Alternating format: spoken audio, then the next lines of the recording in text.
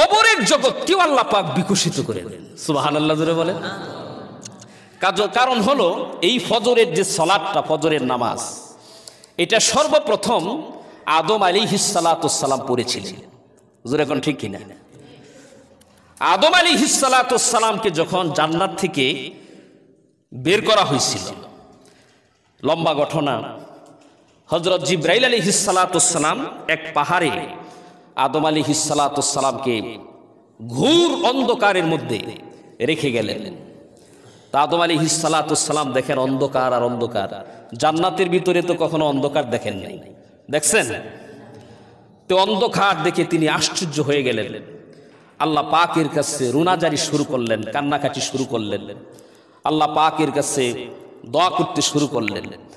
তো কিছুক্ষণ পরেই আদম আলাইহিস সালাতুস সালাম দেখলেন সুবে সাদেক হয়ে গেছে, একটু আলো বিকশিত হয়েছে। ফজরের নামাজের সময় একটু আলো দেখতে পেলেন। তো হযরতে আদম আলাইহিস সালাতুস সালাম এটা দেখে খুশি হইলেন এবং শুকরিয়াতান 2 রাকাত নামাজ আদায় করলেন। আলো দেখে শুকরিয়াতান 2 রাকাত নামাজ আদায় করলেন। এই 2 রাকাত নামাজ আল্লাহ পাক রব্বুল আলামিনের কাছে এত পছন্দনীয় হলো, আল্লাহ পাক তিনার হাবিবুল্লাহ মুহাম্মদ সাল্লাল্লাহু আলাইহি সাল্লামের উম্মতের উপর এই 2 রাকাত নামাজ ফরজ করে দিলেন। সুবহানাল্লাহ জোরে বলেন। অর্থাৎ আল্লাহ পাক তার হাবিবের মাধ্যমে জানায় দিলেন, বুঝাতে চাইলেন আমার নবীর উম্মতেরা আদম আলাইহিস সালাতুস সালাম তার সামনে আলো প্রকাশিত হওয়ার পরে, সুবে সাদেক প্রকাশিত হওয়ার পরে শুকরিয়াতান 2 রাকাত নামাজ আদায় করেছিল। আমি আল্লাহর কাছে এই 2 রাকাত নামাজ বড় পছন্দের। এই 2 রাকাত নামাজ আপনার উম্মতের উপর ফরজ করে দিলাম। এই 2 রাকাত নামাজ, ফজরের 2 রাকাত নামাজ যদি আপনার উম্মতেরা গুরুত্বের সাথে ইহতিমামের সাথে আদায় করতে পারে, আপনার উম্মতের প্রত্যেকের সামনেই কিন্তু অন্ধকার জগৎ কবর আছে না নাই? কবরে কি আলো আছে? অন্ধকার কবর, অন্ধকারাচ্ছন্ন কবর। হাদিস শরীফের ভিতরে এসেছে প্রতিদিন কবর মানুষকে ডাকতে থাকে, আনা বাইতুল ওয়াহদাতি, আমি হচ্ছি একাকিত্বের ঘর, আনা বাইতুল জুলমাতি, আমি হচ্ছি অন্ধকারাচ্ছন্ন ঘর, আনা বাইতুল কির, আমি হইলাম পোকামাকড়ের ঘর। কবর হইল অন্ধকার। হাবিবরে, আপনার প্রত্যেকটা উম্মতের সামনে কবরের জগৎ আসবে, প্রত্যেকেই কবরে যাইতে হবে, অন্ধকার জগতে যাইতে হবে। আদম আলাইহিস সালাম আলোর সন্ধান পেয়ে, সুবে সাদেকের সন্ধান পেয়ে শুকরিয়াতান 2 রাকাত ফজর পড়েছিল। এই 2 রাকাত আপনার উম্মতের উপর ফরজ করে দিলাম। আপনার উম্মত যদি এই 2 রাকাত ইহতিমামের সাথে আদায় করতে পারে, আমি আল্লাহ পাক এই 2 রাকাতের উসিলায় কবরের অন্ধকার জগৎকে আমি আলোকিত করে দিব। ফজরের নামাজের মাধ্যমে কবর আলোকিত হয়। কবর কি হয়? আলোকিত হয়। শুধু কবর আলোকিত হয় এমন নয়, ফজরের সালাতের মাধ্যমে হাসরের ময়দানও আলোকিত হয়ে যায়। নবী করিম সাল্লাল্লাহু আলাইহি ওয়াসাল্লাম হাদিস শরীফের মধ্যে বলেন, হাদিসটি হযরতে বুরাইদা রাদিয়াল্লাহু তাআলা আনহু থেকে বর্ণিত। তিনি বলেন, নবী করিম সাল্লাল্লাহু আলাইহি ওয়াসাল্লাম বলেছেন, হাদিসটি আবু দাউদ শরীফের 561 নম্বর হাদিস। নবী করিম সাল্লাল্লাহু আলাইহি ওয়াসাল্লাম বলেন, বাশশিরিল মাশাঈনা ফিজ যুলমি ইলাল মাসাজিদি বিন নূরিত তাম্মি ইয়াউমাল কিয়ামাহ। নবীজি বলেন, যে ব্যক্তি অন্ধকার রাত্রে মসজিদের দিকে যায় ফজর এবং এশার নামাজ পড়ার জন্য, অন্ধকারে মসজিদের দিকে যায়, তাদেরকে কিয়ামতের পরিপূর্ণ নূরের আলোর সুসংবাদ দিয়ে দাও।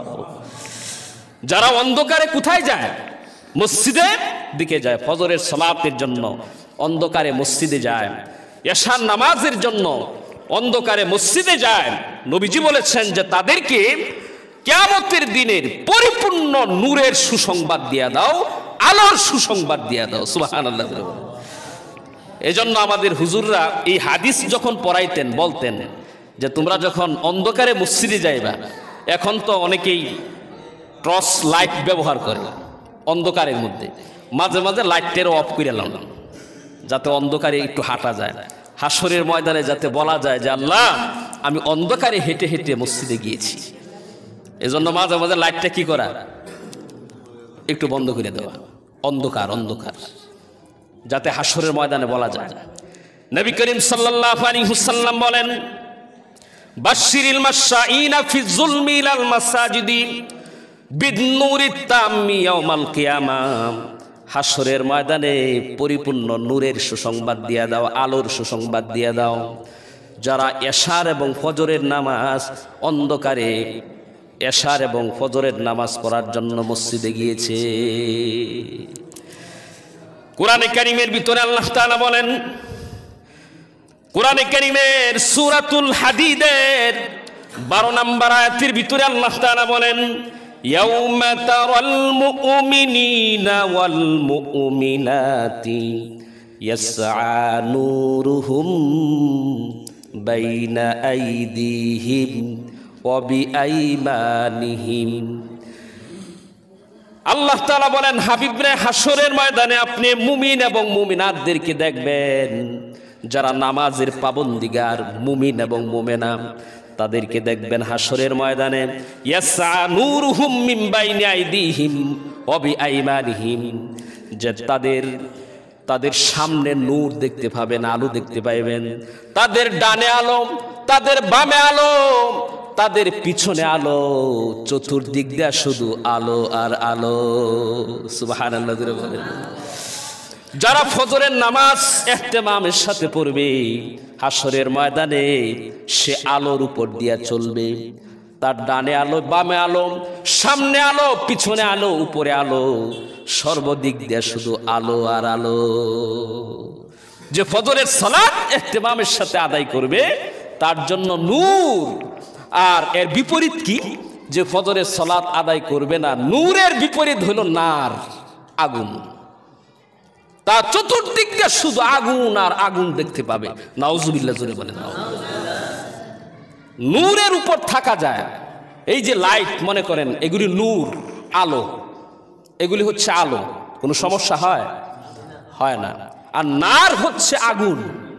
আগুনের উপর দিয়ে হাঁটতে পারবেন? কি বলেন? আগুনের উপর দিয়ে হাঁটতে পারবেন? এখানে সামান্য একটু আগুন লাগাই দিলে থাকবো নাকি? দু একজন থাকবেন তো এখানে বসে নাকি? না, সব যাইব গা। একটা হলো নার, নার মানে আগুন, আর একটা হলো নূর, নূর মানে কি? আলো। আলো সবটাই উপকারী, আর আগুন এটা উপকারী ক্ষেত্র বিশেষ, কিন্তু এটার অপব্যবহার করলে আবার অপকারী। আগুন দিয়ে আমরা পাকাইতে হয়, বিভিন্ন কাজে ব্যবহার করি, আগুন উপকারী, কিন্তু আগুনের সাথে যদি মিশে যায় তাহলে উপকারী অপকার। আগুন এটা উপকারীও, কিন্তু এটার অপব্যবহারের কারণে এটা অপকারী। কিন্তু নূর যেটা আলো, এটা সবটাই উপকারী, এটা সবটাই কি? দেখেন, দুনিয়া এটা হচ্ছে নার, এটা একটা আগুন। দুনিয়া উপকারী, দুনিয়া আমাদের জন্য দরকার আছে না নেই?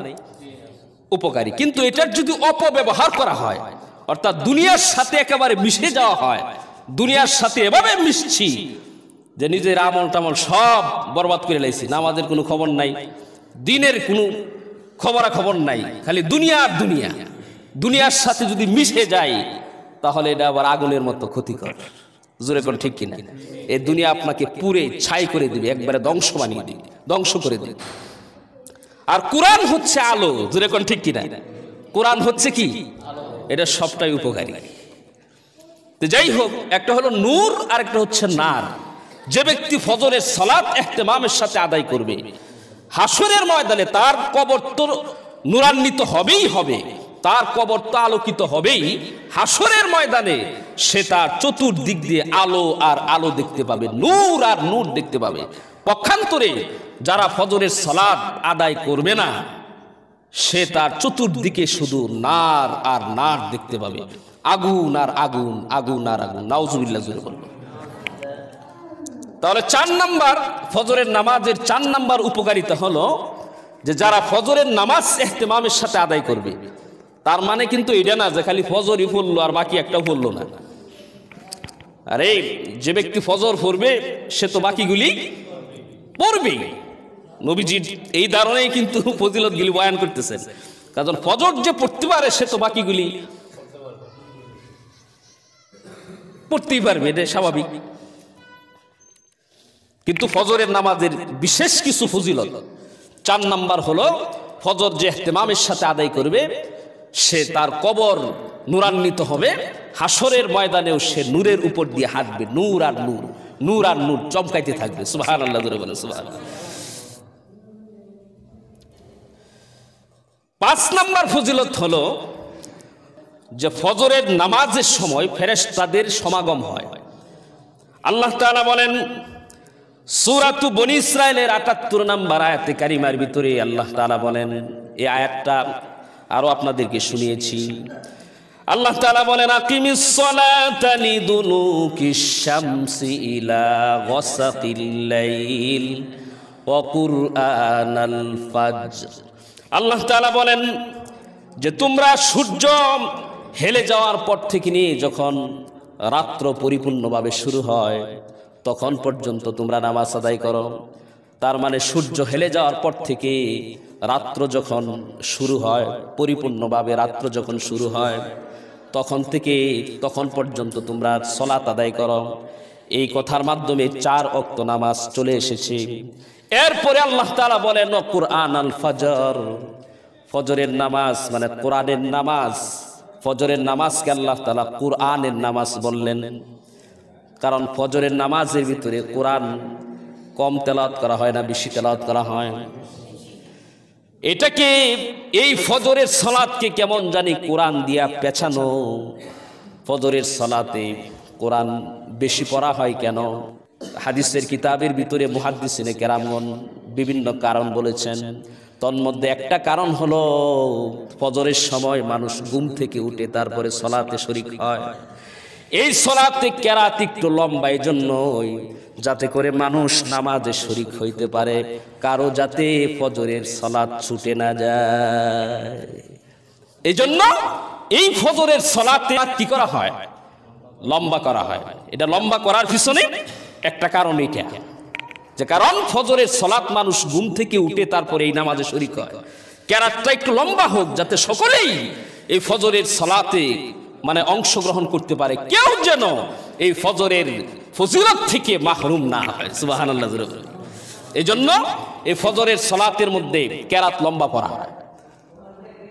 দেখছেন নি কত সুযোগ রাখছে, উম্মত যেন ফজরের সালাত থেকে মাহরুম না হয়ে যায়। এই জন্য ফজরের সালাতে কেরাত লম্বা করা হয়। তারপরেও তো আমরা ফজরের সালাতে আসি না। এটা কত বড় মাহরুমির কথা, বদনসিব, জুড়ে কোন ঠিক কিনা। এরপরে আল্লাহ তাআলা বলেন ওয়া কুরআনাল ফাজরি ইন্না কুরআনাল ফাজরি কানা মাশহুদা। কারণ ফজরের সালাত এমন একটা সালাত, এই ফজরের সালাতে লক্ষ লক্ষ কোটি কোটি ফেরেশতাদের সমাগম হয়। লক্ষ লক্ষ কোটি কোটি ফেরেশতারা এই ফজরের সালাতে তারা উপস্থিত হয়।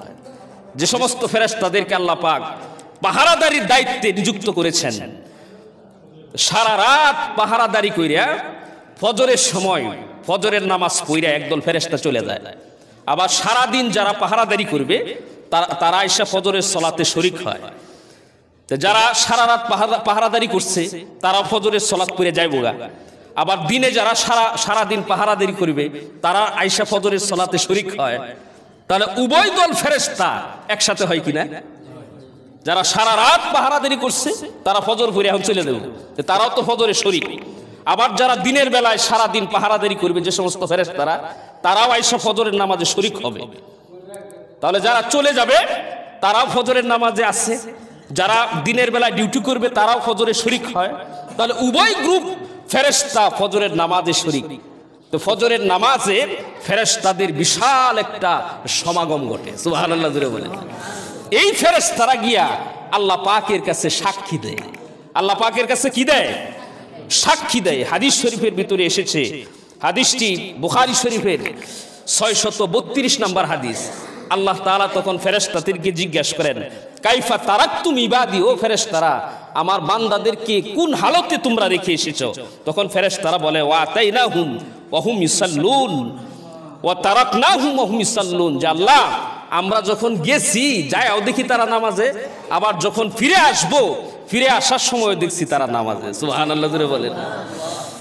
লক্ষ লক্ষ কোটি কোটি ফেরেশতাদের সাক্ষী পাওয়া যায় যারা ফজরের সালাত জামাতের সাথে আদায় করে। সুবহানাল্লাহ জোরে বলেন। এটা আর একটা ফজিলত, এটা আর একটা কি ফজিলত, এটা আর একটা ফজিলত। ফজরের সালাতের 6 নম্বর ফজিলত হলো, যে ব্যক্তি ফজরের সালাত ইহতিমামের সাথে আদায় করতে পারবে, নবী করিম সাল্লাল্লাহু আলাইহি ওয়াসাল্লাম বলেন যে সে জান্নাতের ভিতরে আল্লাহ পাককে সে সরাসরি দেখতে পাবে। সুবহানাল্লাহ। এই হাদিসটি হযরত জারির রাদিয়াল্লাহু তাআলা আনহু থেকে বর্ণিত, লম্বা হাদিস, বুখারী শরীফের 4851 নম্বর হাদিস। হযরত জারির রাদিয়াল্লাহু তাআলা আনহু বলেন যে আমরা একদিন নবী করিম সাল্লাল্লাহু আলাইহি সাল্লামের সাথে ছিলাম, হঠাৎ করে নবী করিম সাল্লাল্লাহু আলাইহি সাল্লাম নাজারা ইলাল কমার লাইলাতুল বদর, 15 তারিখের চাঁদের দিকে নবীজি তাকালেন। তাকানোর পরে বলতেছেন যে আমা ইন্নাকুম সাতারাউনা রাব্বাকুম কামা তারাউনা হাযা। সাহাবায়ে কেরাম, এই যে দেখো 15 তারিখের চাঁদ যেরকম স্পষ্টভাবে দেখা যায়, তোমরাও জান্নাতের ভিতরে আল্লাহ পাককে এমন স্পষ্টভাবে দেখতে পাবে। লা তুজামুনা আও লা তুজাহুনা, মানে বীরাবিরি হবে না, যে আল্লাহ পাককে দেখতে গিয়া অনেক লোকদের জাম পড়বে, সুই ফেরা দেখতে হইব, এরকম না। চাঁদ যেরকম ভাবে 15 তারিখের চাঁদ যেরকম ভাবে সারা বিশ্বের সব মানুষ সমানভাবে দেখতে পারে, যেরকম ঠিক কিনা? আমি যেরকম স্পষ্ট দেখতে পাই, আরেক জায়গা থেকে সেও এরকম স্পষ্টভাবে দেখতে পায়। নবীজি বলছেন এই 15 তারিখের চাঁদ দেখার ক্ষেত্রে, স্পষ্টভাবে দেখার ক্ষেত্রে যেমন কোনো কোনো জামের সম্মুখীন হতে হয় না, তোমরাও জান্নাতের ভিতরে আল্লাহ পাককে এই 15 তারিখের চাঁদের মতো স্পষ্টভাবে আল্লাহ পাককে দেখতে পাবে। সুবহানাল্লাহ জোরে বলেন। কিন্তু ফাইন ইসতাতাতুম আল্লাহ তুগলু আলা সালাতিন ক্বাবলা তুলুইশ শামসি ওয়া ক্বাবলা গুরুবিহা ফাফআলু, যদি তোমরা জান্নাতের ভিতরে আল্লাহ পাককে 15 তারিখের চাঁদের মতো স্পষ্টভাবে আল্লাহ পাকের দিদার তোমরা লাভ করতে চাও, তাহলে তোমরা আসর এবং ফজরের সালাতের ইহতিমাম করিও। আসরের নামাজ এবং ফজরের নামাজের ইহতিমাম যদি তোমরা ভালো করে করো, তাহলে জান্নাতের ভিতরে তোমরা আল্লাহ পাককে 15 তারিখের চাঁদ যেরকম স্পষ্টভাবে দেখা যায়, জান্নাতের ভিতরেও তোমরা আল্লাহ পাককে এরকম স্পষ্টভাবে দেখতে পাবে। সুবহানাল্লাহ জোরে বলেন সুবহানাল্লাহ। আর 7 নাম্বার ফজিলত হলো, যে ব্যক্তি ফজরের সালাত আদায় করে, নবী করিম সাল্লাল্লাহু আলাইহি সাল্লাম বলেন ফাসবাহা নাশীতান নাফসি, তার অন্তরটা আনন্দিত হয়। আল্লাহ পাক তার অন্তরে আনন্দ, একটা আনন্দ উৎফুল্লতা আল্লাহ পাক তার দিলে দান করেন। যে ব্যক্তি ফজরের সালাত কি করে? আদায় করে। তার ফজরের সালাতটা আদায় করার সাথে সাথে অন্তরে প্রশান্তি, দিলের মধ্যে একটা শান্তি, প্রশান্তি, নাশীতাল কলব আল্লাহ তাআলা দান করেন। অন্যথায় যে ব্যক্তি ফজরের সালাত আদায় করবে না, আসবাহা খাবিসুন নফসি, সে খাবিসুন নফস। দেখেন, নাউজুবিল্লাহ জোরে বলেন। নবী করিম সাল্লাল্লাহু আলাইহি সাল্লাম বলেন হাদিসে যে ফাসবাহা খাবিসান নফস, সে খাবিসুন নফস। খাবিস বুঝেন না? এটা খাবিস মানে এটা কত অপদস্থ একটা জিনিস। আপনারা ওই মাদ্রাসার নুরানি বিভাগে যারা পড়ে তাদেরকে জিজ্ঞান খাবিস কি। বাথরুমের ডুহার একটা কি আছে? দোয়া আছে। এই দোয়ার মধ্যে আছে আল্লাহুম্মা ইন্নাল খুবসি। বাথরুমে ঢুকার আগে এই দোয়াটা পড়তে হয় যে আল্লাহ তোমার কাছ থেকে খাবিস এবং খাবাইস থেকে কি চাই? পানাতে। এখন বুঝেন খাবিস এটা কত খারাপ জিনিস, যার জায়গায় হলো বাথরুম। বুঝছেন নি? নবী করিম সাল্লাল্লাহু আলাইহি সাল্লাম বলেন যে ব্যক্তি ফজরের সালাত আদায় করে না, আসবাহা খাবিসুন নফস, সে হইল খাবিস। সে কি? খাবিস। খাবিস মানে তার জায়গায় হলো বাথরুম। নাউজুবিল্লাহ জোরে বলেন। দেখে আমার কথা না নবীজির কথা। যে ব্যক্তি ফজরের সালাত আদায় করবে আল্লাহ পাক তার অন্তরে প্রশান্তি দান করবেন, সারাটা দিন দেখবেন সে আনন্দিত, তার সব কিছুর মধ্যে শান্তি আর শান্তি, তার অন্তরে এক ধরনের উৎফুল্লতা বিরাজ করবে। আল্লাহ পাক এটা তাকে দান করবেন। আল্লাহ তাআলা আমাদেরকে বুঝে আমল করার তৌফিক দান করুন। যারা সুন্নত পড়ি নাই সুন্নত পড়ে ইনশাআল্লাহ।